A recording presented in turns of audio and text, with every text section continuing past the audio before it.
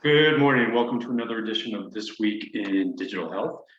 We are joined today by Jalil Allabadi. He is the CEO of Altibbi. By way of background, Altibbi is a digital health platform, the largest digital health platform in the Arab-speaking world. Has approximately about 20 million views a month and 1.5 million pages of digital health information, as well as a 24/7 telehealth service. Jalil, how are you, sir? I'm fine, thank you. So, when did you start Altibbi? Tell us give us a little bit of a background. Sure. So I actually started Altibbi back in 2011, and we had started it actually as a WebMD of the Arab world. The original idea came actually from my father, who is a medical surgeon, and he had realized that most of the doctors in the Arab-speaking world are trained in English or French, and had a hard time communicate with patients. So that turned doctors in our part of the world into prescription machines. They don't have the time and the knowledge of communicating with patients properly in their mother tongue. So he set about writing the first ever Arabic medical dictionary, explaining, helping doctors primarily to communicate better with patients in their tongue, in their mother tongue. So he published that dictionary in 2008, and then that went into libraries, universities, but it did not achieve that big systemic change that he was dreaming of. At that time, I was doing my MBA at Thunderbird in Arizona, in the US. And I started helping him with a group of my friends, colleagues. And then we fell upon the WebMDs and Healthlines, and then we created a project for our school actually to transform that entire dictionary into digital and shifting the focus from the doctor to the patient, so allowing the patient actually to learn in their mother tongue and being able to communicate better with their doctor. So that shift. So that was at school, and that I took that seriously. Went back to Jordan and started the company around that digital aspect of providing content to patients, and from there on we went. And I know that you guys have raised 2 rounds of equity, over $50 million. How is, raising equity? We've done some work in the MENA region, so we know that there's some challenges with raising equity in your community. What were the challenges you faced trying to raise equity? The challenges were, especially for digital health. I mean, most of the VCs in this part of the world, which are fairly new and to start with, are very generic VCs, no big expertise in specific sectors, specific, and even more lacking into healthcare, which requires some more kind of knowledge, more understanding of the healthcare systems, which are by nature more difficult than let's say e-commerce. The liabilities are higher, business cycles are longer, and all of that. So it still is a big effort to talk to VCs, get them to understand what we're talking about, and even more, that was more difficult even prior to before COVID, when telehealth was voodoo magic. It wasn't perceived as proper medicine, but COVID changed everything and made it more mainstream. And VCs could understand what it stands for, and that it can really achieve impact on the communities, but as well as creating different business models and changing the way healthcare is being delivered. And healthcare also, which is the positive side of healthcare, is that it is a huge industry all over the world. So any change you make there is bound to reap very big benefits and rewards. And you guys are presently in 7 countries, correct? Yes, we're actually in 14 countries, okay. But the big markets for 2, which are Egypt and Saudi Arabia. Okay. I'm sorry. And so in addition to the medical information, you have this 24/7 telehealth services. Can you explain that? Yeah, so our telehealth on-demand primary care service. we connect patients with GPs 24/7 in under 5 minutes, and we do that very, let's say, cheaply or very affordably, better than cheap. We offer subscriptions for $5 a month to get unlimited telehealth consultations 24/7 in 5 minutes. So it is a very valid value proposition that really helps communities in our part of the world. Considering that primary care in our part of the world and effectively in most of emerging markets is actually underdeveloped. Most of these countries invest more in big hospitals and tertiary care, but primary care is underinvested in. So you don't have that primary care infrastructure. So patients could go to a neurologist for a headache, So we realize this is something that we can tackle with telehealth. We can solve a lot of problems by providing that high quality but affordable telehealth service. And what have been sort of some of the cultural barriers that you've faced trying to deliver a digital product in the health space? Honestly, there haven't been cultural barriers. I'll actually say it is the opposite. We have had multiple cultural issues that actually propelled telehealth to a different level. I mentioned VCs not understanding what we do, but patients and consumers on the other hand did appreciate telehealth immediately. And I can mention a couple of things. For example, in Saudi Arabia, until fairly recently, women could not even drive and go to see a male doctor. So providing them with a service that could allow them to connect with a GP 24/7 in under 5 minutes anonymously, that allowed them to start using that and tackle a lot of their health issues that they were not able to solve. And I'm talking about, reproductive health. I can talk about, anything female related could easily be solved over telehealth. So this is one of the cultural things that were actually easily helped by telehealth. So again, we had a big growth in consumer adopting our service, but we had resistance coming from VCs and from governments and the regulators. And how were you able to overcome that? Obviously, you're in the market, so how were you able to overcome that? COVID again changed a lot of those perceptions. COVID made it understandable that telehealth could actually solve a lot of the issues even faced by governments, and especially during lockdowns, governments were struggling to provide healthcare. And a couple of governments like Egypt and Jordan did reach out to us, asking us to provide telehealth services during those lockdowns.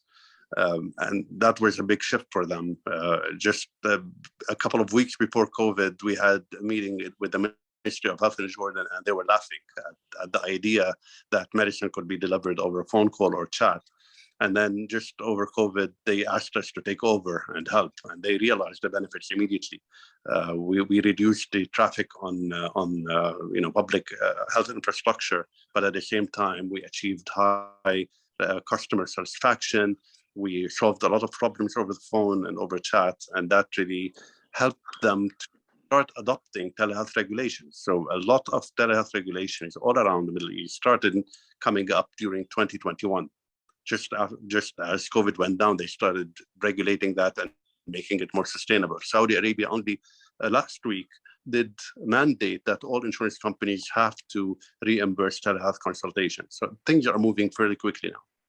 Yeah, I mean, I know here that the resistance has been from the doctors that it's like they're competing with Google Doctor, right?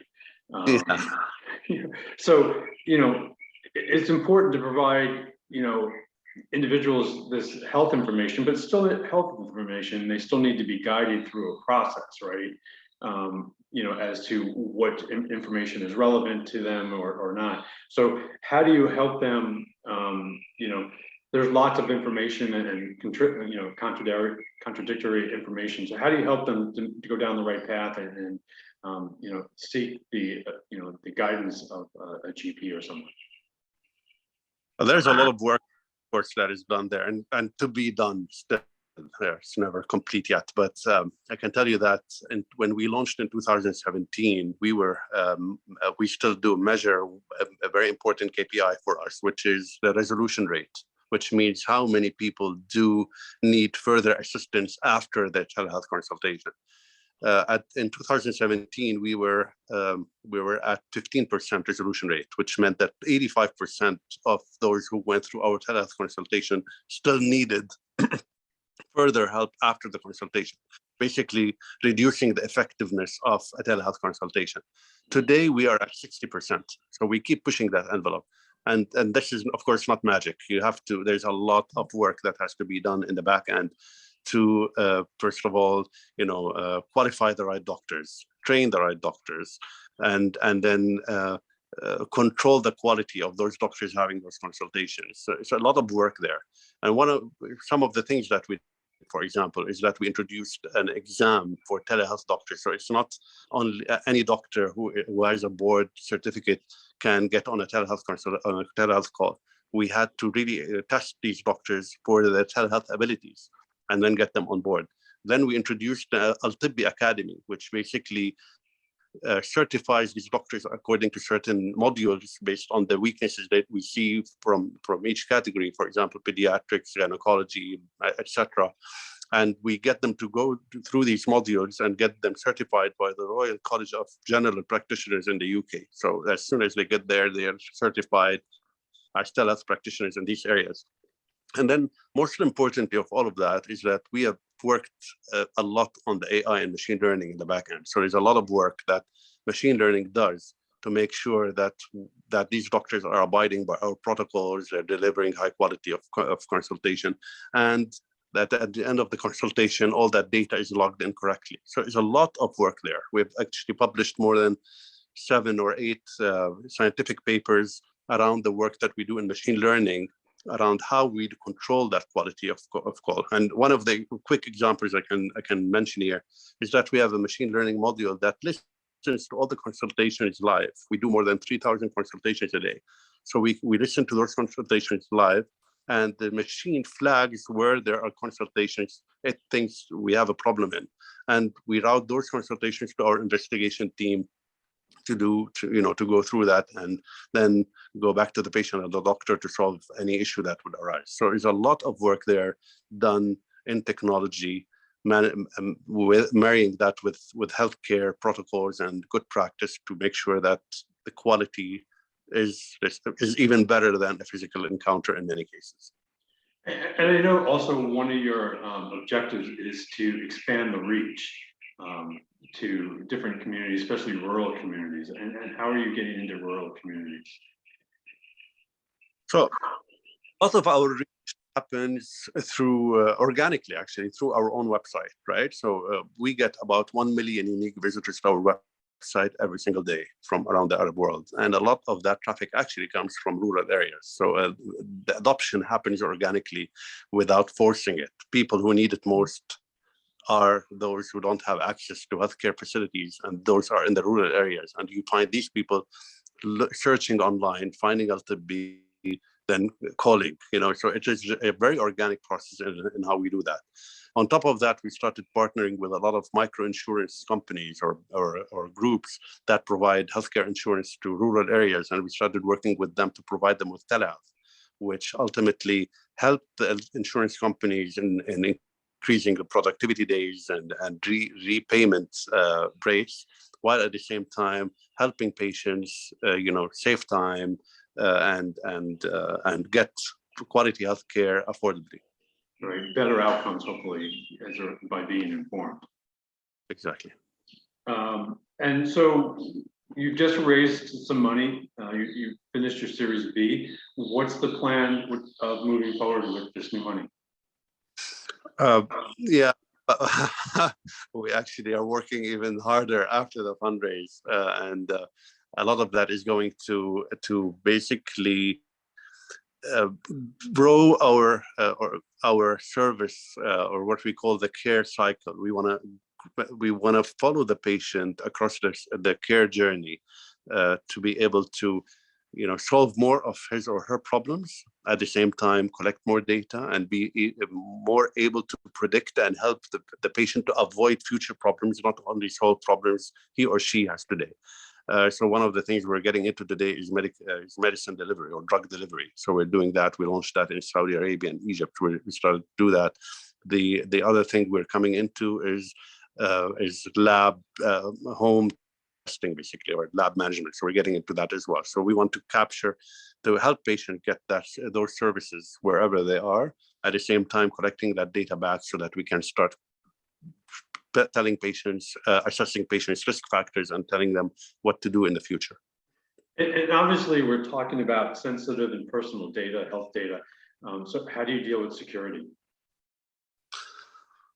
It's a big topic. I'm not the technical guy here, but all of our data are they're in AWS servers that are HIPAA compliant. We protect our data, anonymizing all of the data that we're getting.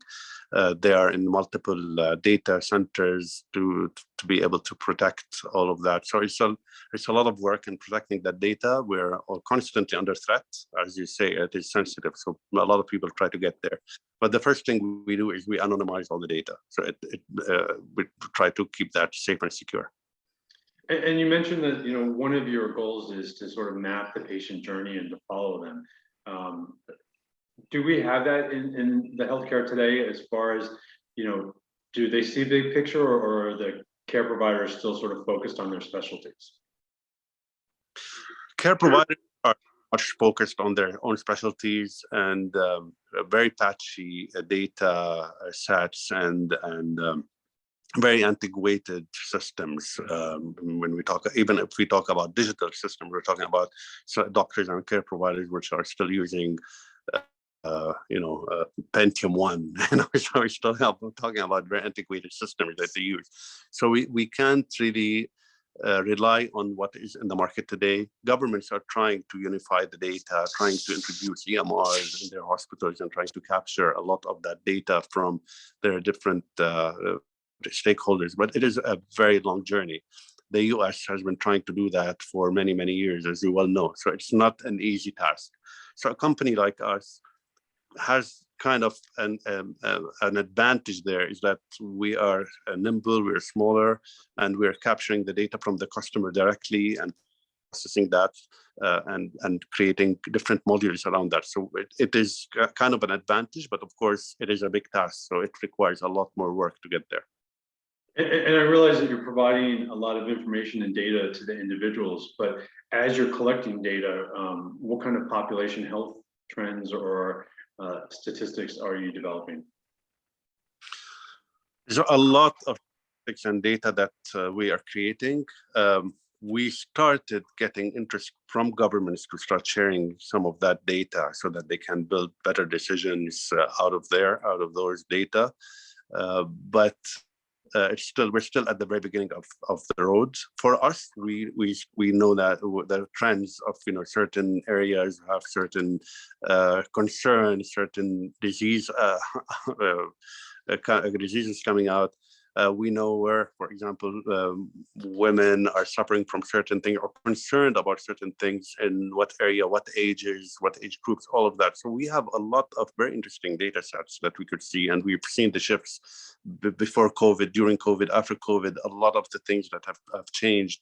A big example is mental health among females. It has been very, very big in rural areas, even more than urban areas. So we've seen a lot of those trends happening around. We haven't been able to deploy that in a population management setting yet, but I'm foreseeing a lot of that will come up soon. And I know also that some of the challenges in the MENA region is, you still have challenges with getting paid, right, getting reimbursed. So how are you overcoming some of those challenges? Well, from the very beginning, we went direct to consumer, so it is actually out-of-pocket payments to subscribe with Altibbi. And again, that's why we really put a lot of work to make our service as affordable as possible, because it is mostly out-of-pocket, and that pushed us to invest in machine learning and a lot of things to reduce the cost in delivering the care while maintaining the quality itself. Again, most of the emerging markets, if you look at the data around us, until today, there are 60 or 70% out-of-pocket economies when it comes to healthcare. So this is the name of the game here, and this is what we went into. Of course, now we started working with insurance companies, and as I mentioned, in Saudi Arabia, for example, they are mandating insurance companies to reimburse telehealth consultations. So things are moving in the right direction, but we were ahead of that. We just went direct to the consumer. And again, because we have a huge organic following to our website, that helped us reduce our cost of acquisition, a lot of things, and that put us ahead of competition. And also another element of that is, tell us a little bit about the competitive landscape. What else is available in the Arab world? Very little. Digital health is fairly new around the MENA region and all around the emerging markets, if you look at that. Most of the companies around in digital health do bookings with specialists. New companies are doing drug delivery alone, but nobody is doing primary care telehealth, for example, like we do. And nobody is looking at digital health as one integrated journey, which is something that we really believe in. It's not, this is not ride hailing. It's not e-commerce. It's not, with ride hailing, you can drive from A to B, and then the second day you can drive from X to Y, and those two things are completely unrelated. It doesn't matter. In healthcare, every single decision you make affects the decision you will make tomorrow and the decision you'll make after tomorrow. So it's very related. So if you look at healthcare as as a transactional thing, it will never fly. It will never achieve the impact you want to have with the patients, and patients will never have their needs fulfilled. And this is why we look at healthcare as an integrated journey. We have to try as much as we can to follow that journey and collect the data around so that we can help the patient in the future. Every single decision, every single interaction will help us manage healthcare better every day. And as a result of providing this information, are you seeing patients seek out treatment earlier? Are we getting interventions? How are we changing the course of care as a result of providing this data? So patients are becoming more aware. This is the most important thing. So you can consider that a lot of these patients would have simply done nothing because it is just hard to get access to healthcare. As I mentioned, for example, just take into account females in certain areas. It was just hard for them to get access to that, or it was expensive. You had to go to a hospital and pay, again, out of pocket, a big amount of money. So just reducing that or making that accessible, you started helping these patients, getting to know what is affecting them, what do they need to do, what can be done. If they need a prescription, we're providing that prescription and they can take action immediately. So that reduces the burden on the patient economically. They take action immediately. They don't have to wait until something really bad happens because they just waited and did nothing and that thing happened. So we are seeing a lot of that. We've seen a lot of cases. Again, we've handled more than 5 million consultations. So I can give you a lot of stories about things that have been handled through digital care that otherwise wouldn't have been handled or would have really gone sour if not. And have the payers embraced that, right? This idea of earlier intervention so that they don't get to the acute level and end up either hospitalized or something more expensive, right? We know that if we can intervene earlier, we can sort of prolong or offset the impact. Are the payers buying into this in your region? Yes. Now they started, absolutely. Now we started working with insurance companies because they started seeing these impacts, these numbers and these data. They're seeing that if they work on this today, they will eventually save money while keeping their patients happy. It's a win-win situation. Nobody's losing in this. Yeah, I mean, I know particularly in the U.S. where people have a lot of medical choices. This is really about giving them a good, patient journey, giving them a good care experience, while still being focused on reducing inefficiencies and costs, right? But we've seen, particularly with AI and some of the insights that we're gathering that, we can detect things earlier. We can sort of use predictive analytics with population health to sort of intervene with the groups of people that might be high risk. So, we've definitely seen, at least here, the payers embrace this and really understand, the value of, earlier intervention and getting the patient on board. Are you finding greater adherence to treatment protocols as a result of the platform? Yes, we are seeing a lot of much better adherence. For example, taking into account the chronic disease patients, we're seeing a lot better adherence, better understanding of their situations, better management of their care, and that is reducing the burden on health insurance and on payers in general. And they are realizing that. It took us a while to be able to prove that. I mean, at the beginning, there's going to the payer and telling them, "Hey, we will save you money," because in the U.S. they are saving money. They tell you, "Well, in the U.S. it's a different society, different data, different needs. So you can't just sell me this." So it took us a while, after and because we were already direct to consumer, we could start building that data set and prove to the insurance companies that, look, if you invest in this, it will save you money, and eventually they started buying in. It wasn't an easy journey. It wasn't something that you just go there and tell them, the concept of it and them buying it. You had to really prove that this data is valuable, it's real, it is valid for our societies, our communities, and they eventually did see the light. And are there particular diseases such as diabetes and things like that you focus on helping them with adherence? Yes, diabetes and hypertension are, let's flip it the other way.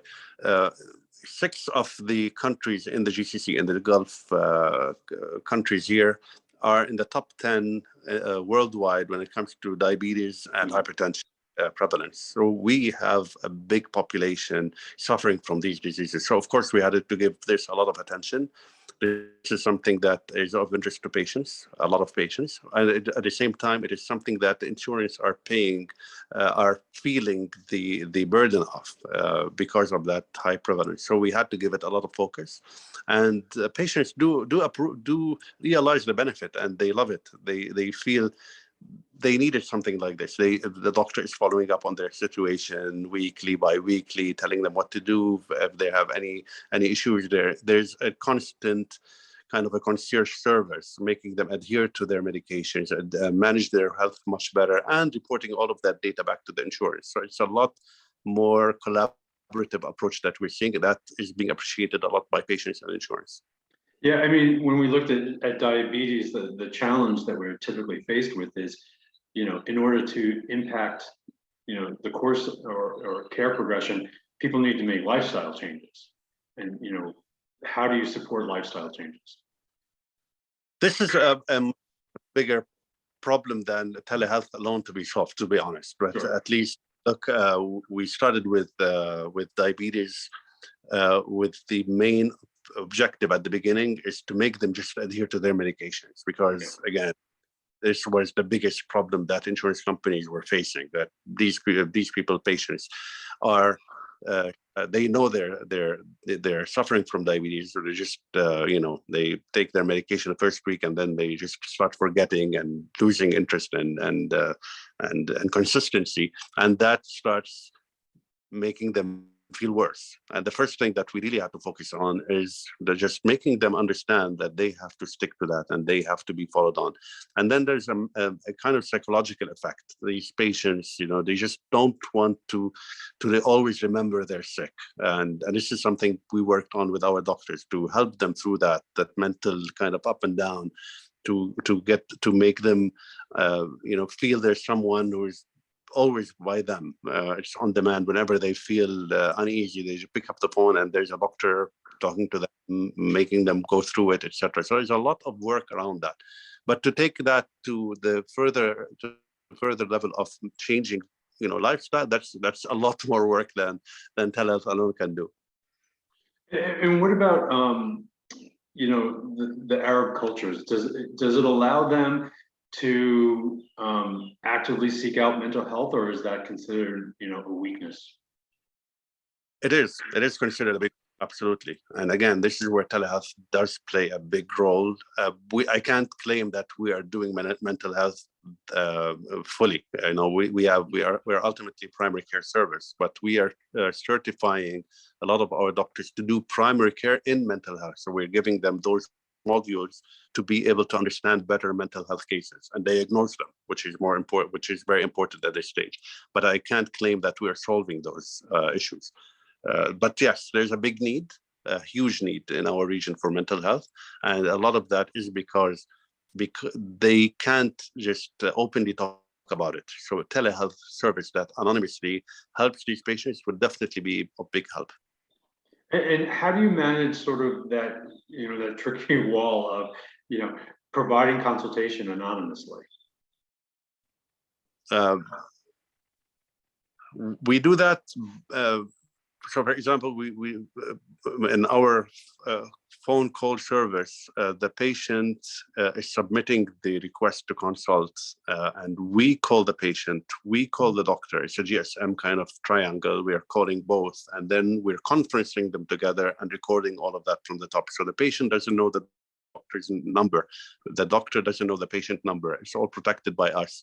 They don't know each other, but it's a patient and a doctor.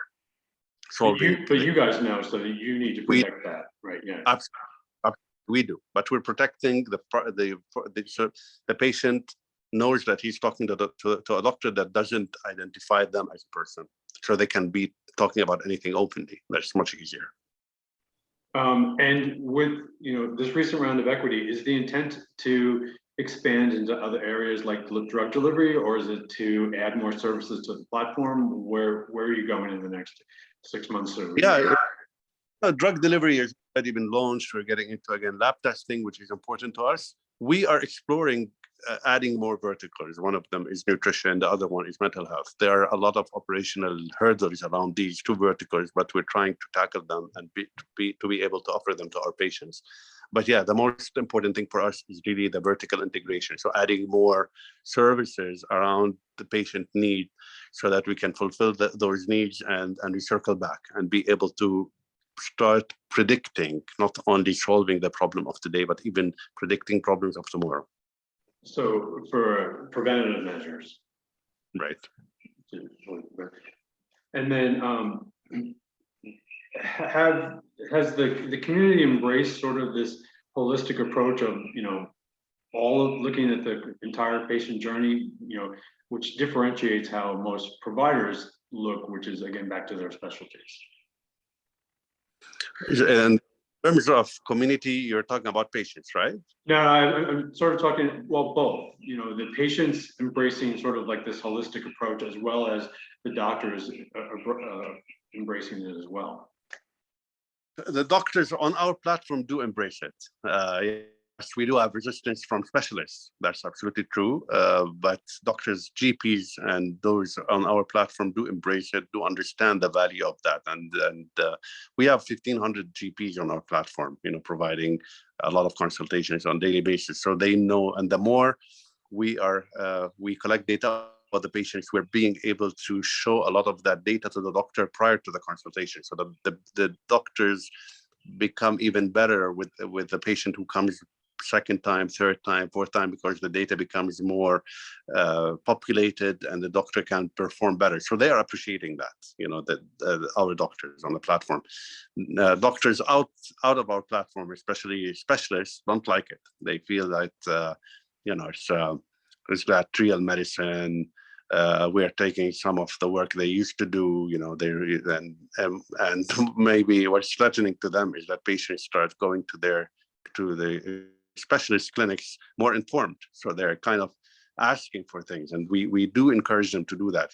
We tell them if they have to go to a specialist, we give them a list of questions they have to ask the specialist. So they go there and more informed and kind of more empowered, which kind of challenges the specialists who come back at us, like, hey guys, you're telling the patients to challenge us. We are the doctors. We should know everything, so it's a bit of a change of a culture. I hope we do more of that.